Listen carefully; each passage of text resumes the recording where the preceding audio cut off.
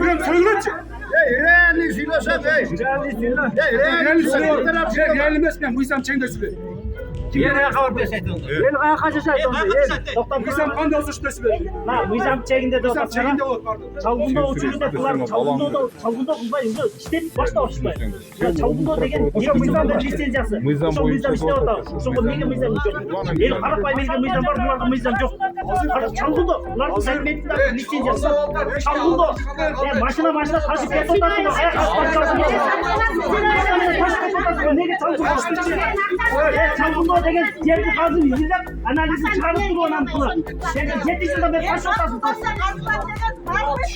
Çalgında degen anda olma. Çalgında degen izindeş gerek. O sözlerden çıkarış gerek. Yerde blokuna söylüyor. Ayağım çengde söylüyor. O model.